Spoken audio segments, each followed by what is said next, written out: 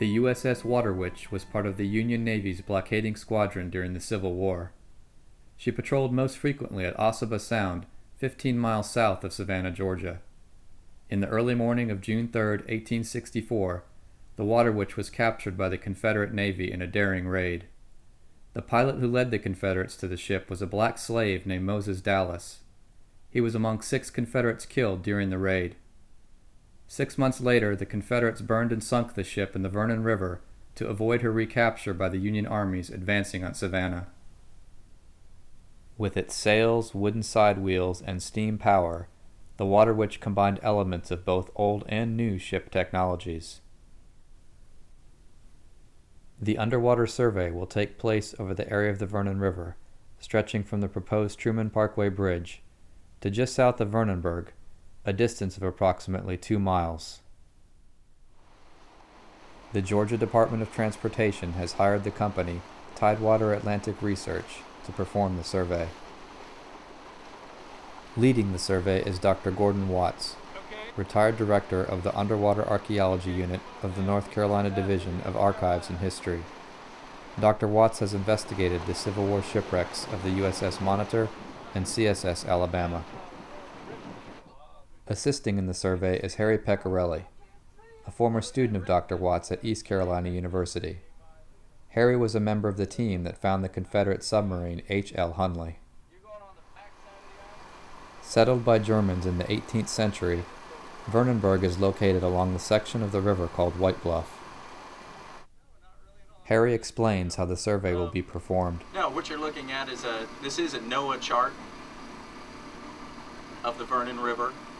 And what we've built using this survey program, HYPACK, we've built a series of lanes, all 50 feet apart, covering the research area. And this just helps us drive the boat right along each lane and collect the data right along that lane. And then just like mowing the lawn, you move over 50 feet and you come back along the next lane and run it back again. Move over another 50 feet, come back again, run that one. And what that ensures is that we have 100% coverage of the survey area. You don't end up with a big hole that you've missed. You haven't covered it with the magnetometer or the sonar. So what you're looking at here are our line files draped over the top of this chart. And then how do you know how many 50 feet you need to go over? Is there something on there that tells you? Well, you can look at the width of the river. We know that we want to run a 50 foot lane spacing, and you can look and say, the distance across this river is 770 something feet wide. We can measure that. So at its widest point, we can say, okay, we're going to need 14 lanes to cover this all the way across completely at a 50-foot interval.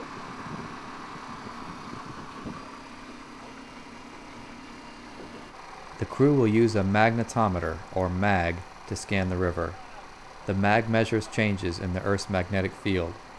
Any metal deposits from a shipwreck will show up as markings or signatures on the MAG's detection screen. At low tide, portions of the Vernon River can be reduced to depths of only 2 to 3 feet. Because of the low water level, the magnetometer is attached to a life vest to avoid scraping along the bottom of the river. If we don't have about, I'd say, 5 feet of water, we literally cannot operate. We start running the engine in the ground. We can't tow the sonar and get any sort of records. And the MAG, we're floating the MAG right now because it's so shallow. And we're still getting good records with the MAG, and we'll come back and sonar once we get some water in here and are able to see something out anywhere near the extremity of the ranges that we're trying to run. At the end of the first day, Dr. Watts is somewhat perplexed. After hours of scanning the survey area, there are no significant indications of the Waterwitch wreck. The next day, the crew returns, this time with a sonar scanner called the Fish.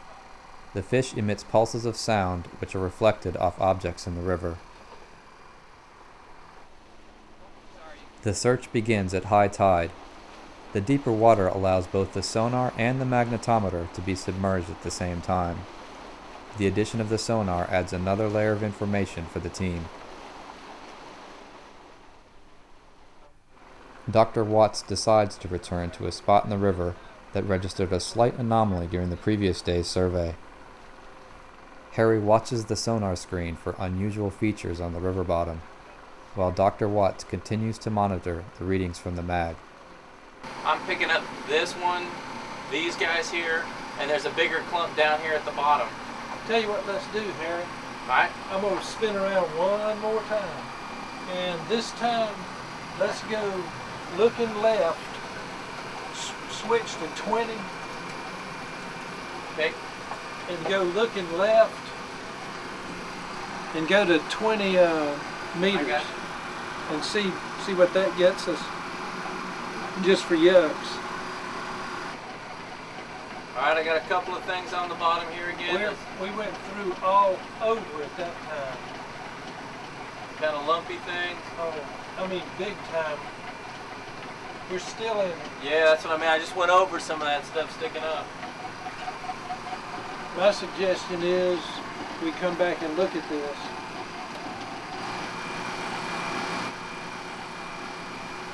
Well, that looks like a pretty good target. If this thing is laying parallel to the shoreline, I'd say that that's an unignorable target. Oh, excuse me, I slipped a cog there. Dr. Watts phones archaeologist Jim Pomfret at the Department of Transportation's headquarters in Atlanta. And I think that it's a pretty unignorable target. If we were looking for anything up here that could be the remains of Water Witch, that this would be one that we'd absolutely want to check out. After picking up strong readings on both the magnetometer and the sonar, the survey team heads back to shore to meet with the DNR's Chris McCabe and Dr. David Crass. The DNR presents a rare copy of an 1865 U.S. Coastal Survey map, which marks the location of the ship. There you go. Jeez, you know, X marks the spot. That's 1865 survey. I mean, it is dead on it. That's fantastic.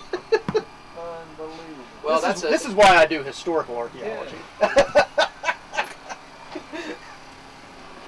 Well, I tell you what, it's pretty convincing. I mean, the target's right on top of where they have the wreck marked in this chart. The next morning, the crew prepares to dive on the potential site. Joining Harry Pecorelli is diver Steve Howard.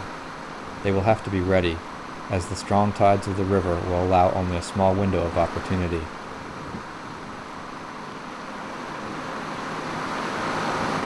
But I don't think we're going for pretty this morning. We're going by the biggest mag target right now. 2 heavy weights attached to life jackets will serve as buoys to mark the sites of the most significant signatures from the magnetometer reading. The layback, yes, on all those have been set to 50 feet. Stand by. Stand by! Coming up on it. There's the Now! Chris, bring your camera.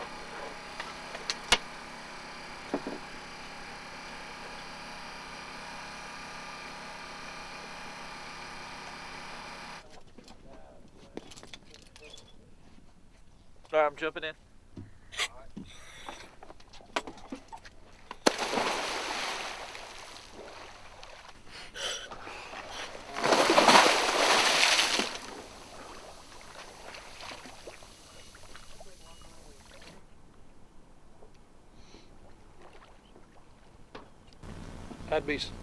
I'd be sort of surprised if they find much of anything. There are a couple of things that show up on the sonar.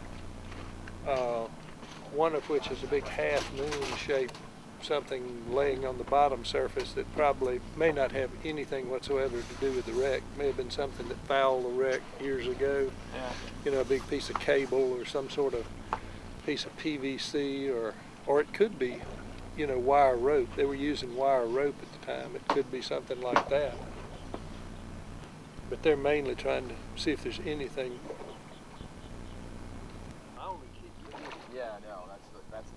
The divers feel around the bottom of the river, searching for any debris that might indicate the remains of a ship. One of those anomalies. See if you can find anything right down around in this area. Nothing changing on the bottom. Dr. Watts hands Harry a simple metal rod to probe through the thick mud at the bottom.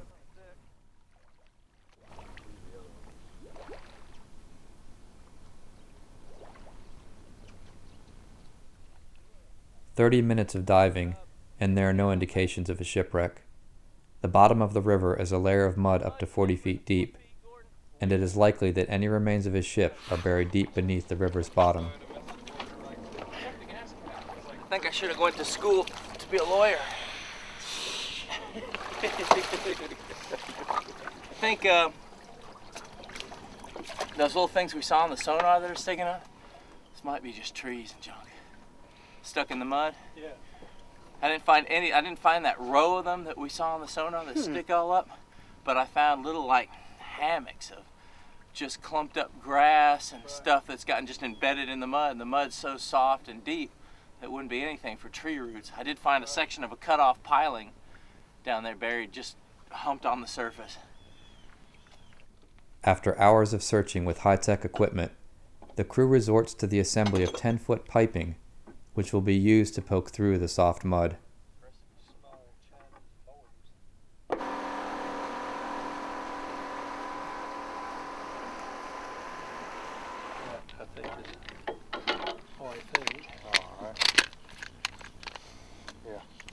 That buoy's just laying on the deck. You can pull that out and do anything you want with it.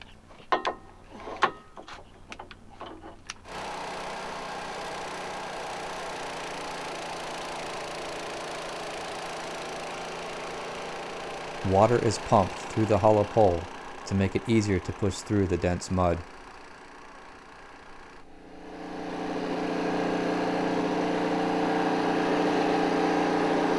We're on it. I feel that. We're on it. Dr. Watts strikes something unusual. That feels good. We're on it right there.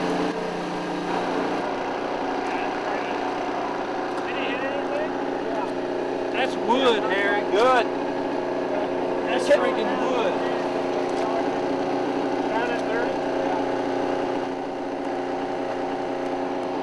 That's all wood. All right. That's all metal right there. Feels metal. Now you got 4 feet showing above the water, 4 feet of water, so that's 8. So that's 12 feet below the surface right there. 12 Below the mud surface. That's shallower than before. We're probably bonking on some kind of machinery or something, maybe like that. And unless we get to the side of the hull, you know, the hull could be 5 feet below whatever we're tapping on, or more. But at least we know here we're on something. And there's something, and we've got a pretty good idea how far down it is now.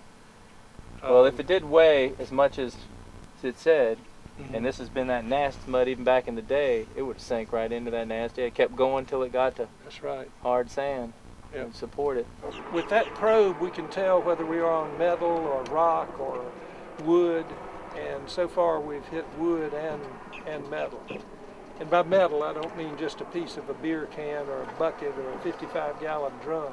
You know, when we're probing, we'd have gone right through that. So this is serious metal. Machinery of the type that you might expect with a steamer like this. You can hear it right now. Yeah, in fact, tap I'll bounce on this it. You probe off can here. hear it over here. Listen to this. Can you hear that? That's definitely not wood, not shell, not rock. And it does feel like there's some concretion on it, which makes some sense. You could probably raise the wreck, although perhaps by the time you got down excavating inside the hull, if these guys are going to build a replica, that'd be infinitely cheaper than bringing it up and preserving it. And you may find that the fire was so damaging that the best bet would be to record it very thoroughly in an archaeological sense, maybe recovery of some of the steam machinery, artifacts and so forth associated with it, and use them in museum exhibits here in Savannah, over in Columbus and so forth.